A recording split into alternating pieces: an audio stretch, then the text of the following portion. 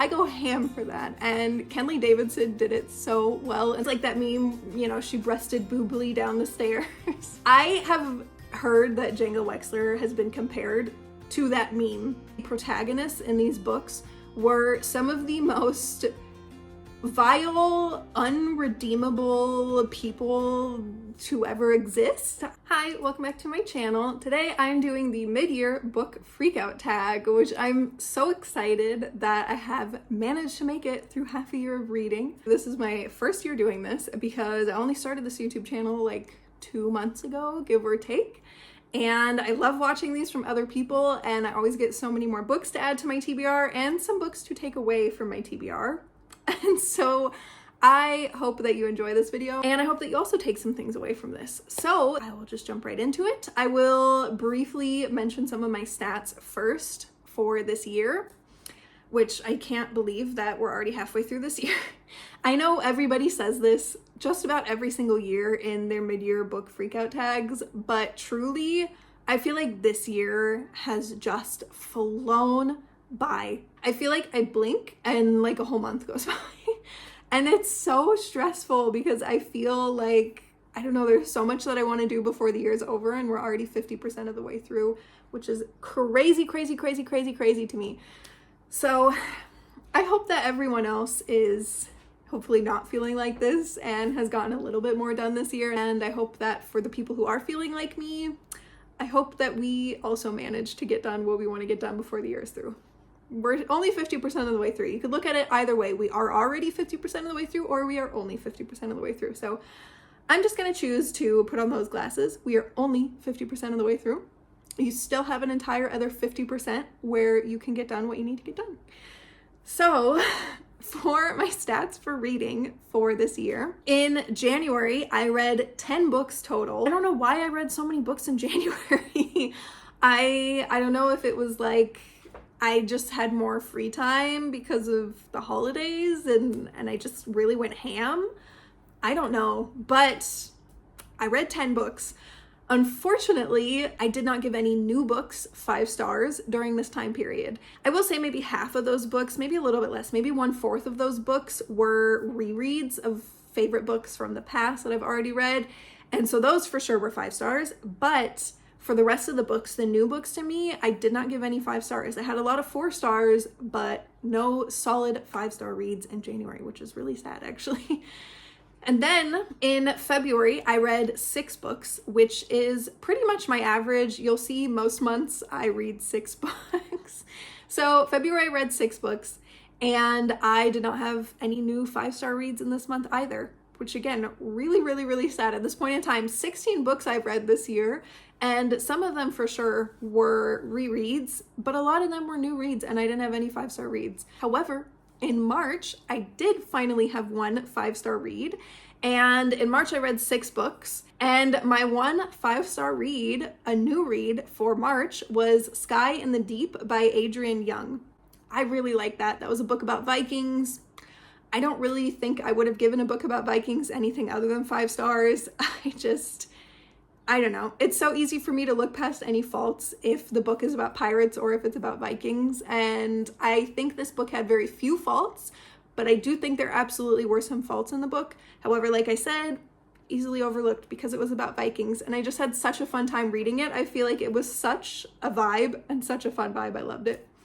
And then April, I read 7 books, one more than usual. And I had 3 new 5-star reads, and that was The Bridge Kingdom, book 1 and 2. Book 1 is called The Bridge Kingdom, book 2 is called The Traitor Queen by Danielle L. Jensen. These are the first 2 books in a 6-book series, and I loved both of them. I gave them both 5 stars. Technically, some of these I will say are 4.5 stars rounded up to 5 stars, but I'm just going off of the Goodreads rating of 5 stars. So for The Bridge Kingdom, I know that I gave the first one 4.5 stars and I rounded up to 5. I think I gave the second one a solid 5 stars. And I also think Sky in the Deep was maybe 4.5 stars rounded up to 5. But again, as long as it says 5 on Goodreads, I'm counting it as 5 stars. And then the third book in April that I gave 5 stars was Bride by Ali Hazelwood. And this was absolutely 4.5 stars rounded up because that book definitely has some issues, but I just enjoyed it so much. I think the romance was so sweet and wholesome so much of the time. It was very smutty and I didn't like that. But it was so sweet and wholesome most of the time and I just really liked it. And then in May, I read 6 books again. And I had 2 5-star reads. One was a nonfiction, that was Dangerous Prayers by Groeschel, which is basically just about how as Christians, we should be praying more dangerous, big prayers. And we've gotten a little bit too relaxed, I guess. I just think that book was so good. I learned so much from it and I got just so much out of it. I loved it so much. It was really nicely written. And then the other 5-star read was Start a Villain by John Scalzi, who I've never read anything from him before and I absolutely loved it. It was hilarious. It was so well written. It was such a good book. It's just a very short, sweet, standalone book and I highly recommend it to anyone. I loved it. That was very, very, very solid 5 stars. Loved it. And then June, I also read 6 books. Surprise, surprise. And I had 2 5-star reads. Both of these were 4.5 rounded up to 5, but again, as long as it says 5 on Goodreads, I'm counting it as 5. And that was Fourth Wing by Rebecca Yarros and The 7-Year Slip by Ashley Poston. I really liked both of those books a lot. 7-Year Slip really surprised me. It's a contemporary romance book and I've never in my entire life given a contemporary romance 5 stars. But I gave The 7-Year Slip 5 stars because I just think it was so good. It was so well written. Yuan, I loved him so much. Loved his name also. Loved that he had a Welsh name just thrown in there. I just think it was so much fun.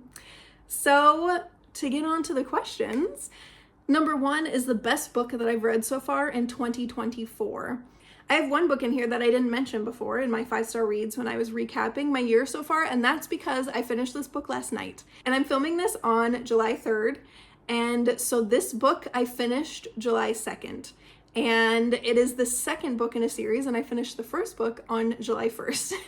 And so both of these books I was not going to include, but because I love them so much, I just had to include them, especially the second one, because this really was definitely, I think, top 3 books that I've read in all of 2024. Maybe the top book, I don't know, but it was so good. And that was The Unseen Heir by Kenley Davidson.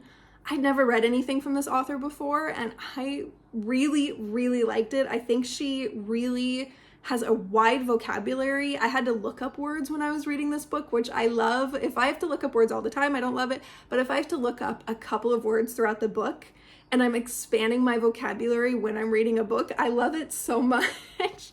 I go ham for that. And Kenley Davidson did it so well in the first one and the second book. But I really, really liked the second book because to me it was more interesting and the pacing was much faster than the first book. I'm not really a big fan of books that take place in court life, and the first book, which is The Faceless Mage, I'm sorry I haven't said it so far, but The Faceless Mage is the first one, The Unseen Heir is the second one. In the first one, it's more about the main character, Leisa, and she is trying to kind of spy on this kingdom and see if it's suitable for an arranged marriage for her princess that she's serving as a bodyguard for. And so she pretends to be her and she spies on this kingdom. So it was a lot of royal court life and a lot of political intrigue and everything, which is not really my vibe. And I'm kind of honestly sick of that this year, which is why the first book is not in here. But the second book though was so good because it was not taking place in that kingdom anymore. It took place in several different locations and I just really liked it. It took place a lot in nature, which was really what I was hoping for. I kind of thought the first one would have also, but it did not. But the second one did and I loved it so much. And then also Starter Villain, I mentioned I gave it 5 stars. I mentioned earlier John Scalzi is just an amazing author. It's my first time reading him and I absolutely loved it. It was so funny. This book was just so well written. It was just so good. I have truly no notes. I guess my only note would be I wish that this was not a standalone. I wish that it was a series because I would read the heck out of that series. I would love it so much. It was so creative and just so good. I highly recommend it to anyone. And then Dangerous Prayers by Groeschel. Again, mentioned this before in my stats, rated at 5 stars. I took so much out of this. If you're a Christian or if you're not a Christian and you're just interested in learning about prayer in general, this is such a good book. I cannot recommend it enough. The same as the other books that I've just said. These are my best reads in 2024, so I can't recommend any of them enough. But truly, for a nonfiction book, such a good book, Dangerous Prayers. And then The Bridge Kingdom, book 1 and 2. Again, this was not solid 5 stars for me. It was, the first one at least was 4.5 rounded up to 5. But just as a duology together, I just loved them so much. I thought it was so good. I think there are a lot of issues in the book, for sure. I'm not saying it's perfect. I think Starter Villain, for example, was almost truly perfect. And I think The Unseen Heir, also there were a couple of issues, but for the most part, I think that book also was pretty perfect. And then Dangerous Prayers, it was a nonfiction, so I don't usually describe them as perfect or no notes or anything, but it maybe would be. And then The Bridge Kingdom is like perhaps a tier below, but I just had to include it because I really, really enjoyed it for 2024, and I keep thinking about it, and I kind of want to read it again. And I have read it this year already. I'd never want to read a book more than once in a single year. That's crazy to me, but I absolutely would read this duology a second time this year. So I just had to include it. I just love it so much. Danielle L. Jensen is the author. Sorry I didn't mention that. All of those books are so good. Number 2, the best sequel that I've read so far in 2024, that would definitely be The Unseen Heir by Kenley Davidson. This was, I think, the best sequel I've ever read in my entire life. I feel like sometimes I tend to like the first book in a series more than the sequel. I feel like also for movies, it's very similar. I don't know what it is, but it just feels like the first book or the first movie or the first season of a TV show even, it usually occurs that that's my favorite, and that I like that better than I like any of the future, TV show seasons or movies or books or whatever. And so it's really uncommon for me to like a sequel more than I liked the first book, but absolutely for The Unseen Heir, I liked the second book more than the first one, and I really, really loved the first one. So you can only imagine how much I loved the second one. And then number 3, new release that I have not read yet, but I want to. That would either be Reckless by Lauren Roberts, which is the sequel to Powerless, and it literally just came out yesterday. I've not read it yet, obviously, and I really want to. I really enjoyed Powerless. I gave it 3 stars because it was one of those guilty pleasure reads for me. I really don't think that the writing was good. I think that the dialogue was awful. I think it was really cheesy and cliched. However, the vibes, I loved it. And so I absolutely want to read the second book, and I'm super excited to read it, but it just came out. So I'm waiting for it to be sent to one of my libraries so that I can borrow it. And then also The Familiar by Leigh Bardugo. I really want to read this book. I really like Leigh Bardugo. I feel like sometimes though it's kind of a hit or miss with her. I don't like the Shadow and Bone series, actually. I read the first one and I didn't really enjoy it, so I just never continued. However, Six of Crows and Crooked Kingdom, that duology, one of my all-time favorite books. Potentially my favorite duology of all time. I don't think I have ever read a duology that has even come close to how much I absolutely love and just truly adore that duology from Leigh Bardugo. So I don't know what it is, but I feel like either I really don't like books that she wrote or I really, really, really love them. There's no in between, at least so far. So we'll see about The Familiar when I get around to reading it. And then the third one I really would like to read, but I have not yet. The final one is How to Become the Dark Lord and Die Trying by Django Wexler. And I've heard really good things about this book, but I've also heard not so great things. I've heard that in general, Django Wexler is not good at writing women, and he's kind of like the typical guy that you read about in memes, where it's like that meme, she breasted boobily down the stairs. I have heard that Django Wexler has been compared to that meme and to other memes like that, and that really is a huge turnoff to me.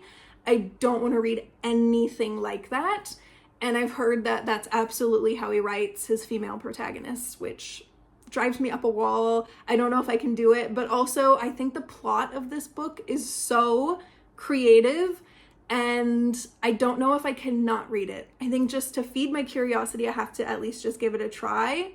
It sounds so interesting to me. So we'll see. And then number 4, most anticipated release for the second half of 2024. I'm not super big into reading a series that's not complete or to keeping up to date on any new books, but somebody that I follow, I will link her YouTube channel below, JAIME. I follow her on Goodreads, and she read this book, and it is called A Song to Drown Rivers by Adrienne Young, and said that her heart was shattered into like a million pieces, and it was so good, and she gave it 5 stars. I've never seen her like write such a description on one of her ratings before. Like the way that she talked about it, I just feel like I have to read this, and I cannot wait. I can't remember when it's going to be released. I think maybe it's August or something. I'll put it on the screen. But like truly, I'm so serious. I'm counting down the days because she rated it that. And then not only that, but she also added a ton of other books from Adrienne Young to her TBR. So I just feel like if somebody reads a book from somebody and then you see them adding a ton of different books from that author to their TBR, it obviously was a really good book. And so I can't wait to read that book. I think I'm really gonna like it. I hope, knock on wood, we'll see. Number 5, biggest disappointment. Definitely, I had 2 really, really big disappointments that I'm still really upset about to this day. And that's The Silent Patient by Alex Michaelides and The Shadows Between Us by Trisha Levenseller. I did not like either book. I think the protagonists in these books were some of the most vile, unredeemable people to ever exist. I hated both of these books so much. I gave both of them 2 stars, and I think both of them, it was 1.5 rounded up to 2. I think for The Shadows Between Us, I might even consider putting that down to 1, because the more that I think about this book particularly, the more that I hate it. I also really hated The Silent Patient, but The Shadows Between Us just, I can't even explain to you how much I hate it. I tried to explain it in my vlog when I was reading it and also in my monthly review. So check those out if you would like to hear specifics. If you'd like to hear me try to grapple with why it was so bad to me. But I don't want to make this video super long, so I'm not gonna go into it here, but I think it is the worst book I've ever read in my entire life, and I should have DNF'd it, and I'm really kicking myself for not DNFing it. I really like Trisha Levenseller, and so I thought I would love this book. I thought it was just a given, and it was described as enemies to lovers and slow burn romance, and it didn't give any of that. Not at all, like not in the slightest. So moving on to number 6, biggest surprise, which is the happy version of the last question. That would be The 7-Year Slip by Ashley Poston and The Faceless Mage by Kenley Davidson. The 7-Year Slip shocked me because I'm not the biggest fan of contemporary romance. I read a lot of contemporary romance because I read it as a palate cleanser in between other books, like bigger, more chunkier books. So I do tend to read them a lot, just like for a very quick and easy kind of shut off my brain and just read kind of book.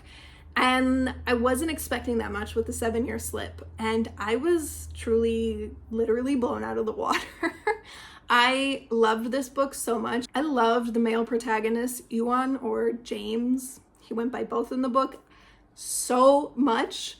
I can't even explain it. I could ramble on for hours, honestly, about how much I loved him. He just seemed so sweet and wholesome and so passionate about cooking, which I hate cooking. And when I was reading this book, the whole time I was like, I should cook something. And I love that he had a Welsh name. I just think that was so much fun. And I loved like his friend, how they had the food truck. Like there were so many little things in this book that I loved so much. It was so surprising to me that I was so obsessed with it. And then The Faceless Mage by Kenley Davidson. The Faceless Mage and The Unseen Heir, the whole duology, to me, it's part of a 6-book series. It's like The Bridge Kingdom, in which there's duologies and they're about couples within one world. And so it's a 6-book series, but it's 2 books about one couple, 2 books about another couple, 2 books about a third couple. And so I call it duology. Technically it's not, but to me it's a duology because I only care right now about Leisa and Kyrian. That's the couple in the Faceless Mage. And yeah, this book was like nowhere on my radar at all. And then I watched a YouTube short by, I believe Elizabeth Wheatley is her name. She is the one, I can't remember her book. It's on my TBR. It's been on there since she mentioned it on YouTube. It's called Dangerous Assassin. And she just creates all of these really funny, really relatable, really accurate YouTube videos and shorts about reading and about book tropes and everything. And she made a YouTube short about this book and about the love interest in it, how he's basically just a stoic mountain and he doesn't say anything and you don't even know what he looks like and he doesn't do anything. And then she was asking in the YouTube short, like, well, then how could you possibly be obsessed with him? And then, you know, she gave like a little description and I was like, I have to read this book. That's like so my vibe. I spent the next 30 minutes or so after I watched that YouTube short scouring the internet to see where I could possibly find this book. It blew me out of the water. I just thought like, maybe I'm gonna like this, but I didn't have that many high expectations because I had read The Shadows Between Us just a week before. And so I was kind of traumatized a little bit and afraid to read anything that I thought I would like, because I really thought I would like The Shadows Between Us and I hated it. And so I started off very tentatively and I was very afraid and it just blew me out of the water. I just loved it so much. 100% I'm gonna purchase the first 2 books because I know that I'm gonna read them again. I loved everything about it. So question number 7 is new to me in 2024 favorite author. I've kind of already mentioned this, so I'm just briefly gonna say it again. John Scalzi. Absolutely hilarious, loved his book Starter Villain. Then Kenley Davidson, she's the one who wrote The Faceless Mage and The Unseen Heir, the first 2 books I ever read from her, and you can bet your bottom dollar I'm gonna read every single book she has ever written because I'm absolutely obsessed with the first 2 books that I read from her. So good. I love that she has such a wide vocabulary and it didn't feel like it was just some dumbed down YA book. Like, I'm sorry, maybe that's harsh, but I just feel like most of the YA books are just so simple, and I really like it when people use very descriptive, vivid words, especially if I've never heard of those words before. I love it. And Kenley did that. She did it so well. And then third one, final one, is R.F. Kuang. I did not mention her before, so I will just explain really quick. I've never read anything from her before, and I have always wanted to. And I finally read Yellowface. It was available at my library after waiting 3 months, and I loved her writing. I would consider that like literary prize winning level writing, for me at least. I thought it was really good. She also has like a very intelligent way of saying things, and I just really, really, really liked it. Number 8, newest fictional crush. You already know what's going to be said here probably. The Faceless Mage and The Unseen Heir. I'm going to say Kyrian. I don't even know if that's how you pronounce his name. I'm just assuming. But I loved him so much. I think I just loved him. His whole personality was just like really what I look for in a love interest in a book. Like very brooding, but then you get to know him and he's very sweet and protective, and I just loved it so much. It was so good. And then also I mentioned this guy too, Ewan or James, whatever you want to call him, from the 7-Year Slip. Again, I mentioned it before. He's just so passionate about his interests and about cooking, and I just love reading about a character who is so fun and passionate and vibrant. And I feel like 100% that was Ewan. I loved him. I think he was so sweet and so cute. That's like a cutesy kind of crush, I would say. And then the final one is Agrippa from Tarnished Empire. I think he's a big part later on in the series in the 3rd book. I'm not sure because I'm not there yet. I've only read Tarnished Empire, and so I'm only talking about this. I don't know if I'll continue to like him or not, but I'm sure I would, because he was so snarky and sarcastic and also just like really fun, always making jokes, even when he was injured and even when he was beaten down.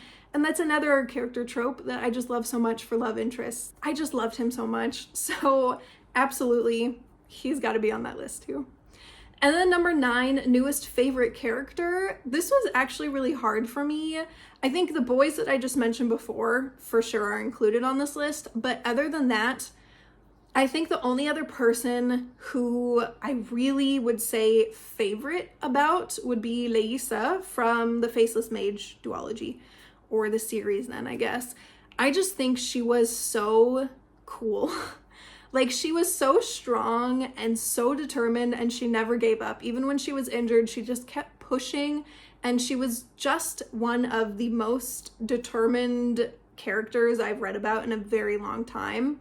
And just very, very, very strong, mentally and emotionally and physically at once. And I really, really, really liked it.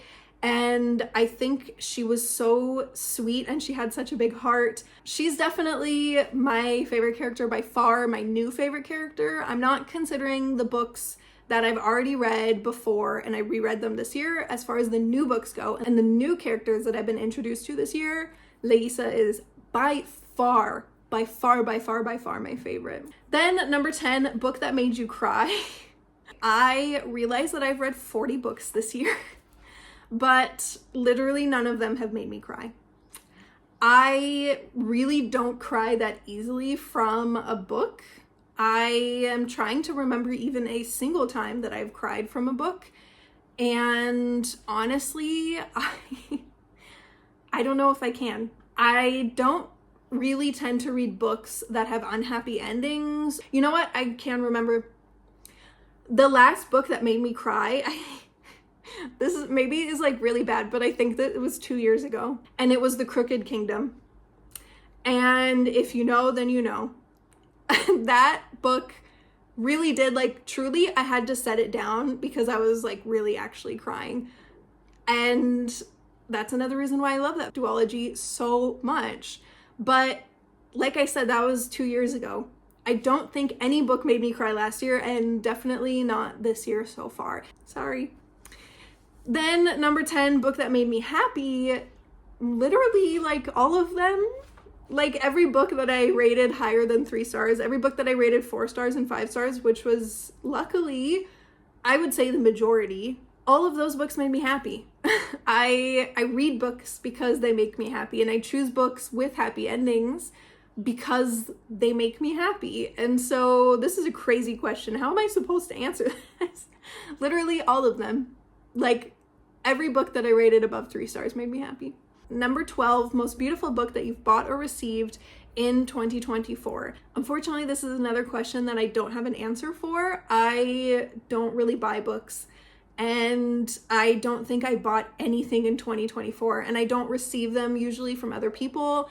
My friends and family know that I'm very picky about my books, and so they're not usually buying me books. The most recent book that I bought, it was several books at once, and that I think was in maybe October or so, because I got a gift card to Hugendube, which is a bookstore in Germany, and so I bought some books from there.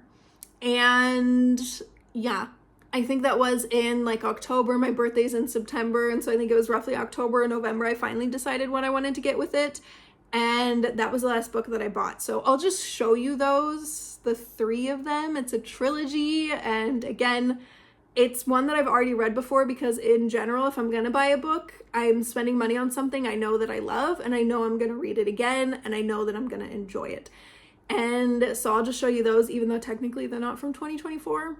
I think it counts. As I was grabbing those, I also realized I may have bought one book whose cover I like more after I bought these ones. Still at the end of 2023, so still not in 2024, but I think I bought it later and it's more recent.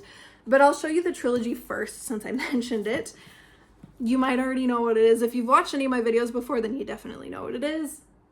It's the Folk of the Air trilogy. I think these books are really pretty. They're like really iridescent almost, and I like all the small details. And I just think that they're really beautiful books. They're not like crazy beautiful. I really like just the design in general. I don't think that they're necessarily the most stunning books ever, but those are truly the only things that I've bought recently. Other than this one book that I remembered later on, Nettle and Bone, whose cover I really, really, really like. But again, this was like November, potentially December of last year, I think. But this book is just so good. Even just the side, it's probably backwards, I don't know. It's so good. And then like the little chicken in the book, I just love it. Like I love all the little details so much. It's such a good book. So, sorry, I don't have anything from 2024. Moving on, number 13, what books do I really need to read by the end of this year? So, a lot. I still have not finished my books for my June TBR, Stone of Tears by Terry Goodkind and Princess Bride by William Goldman. I really would like to finish that this month, ideally in July, let alone before the end of the year.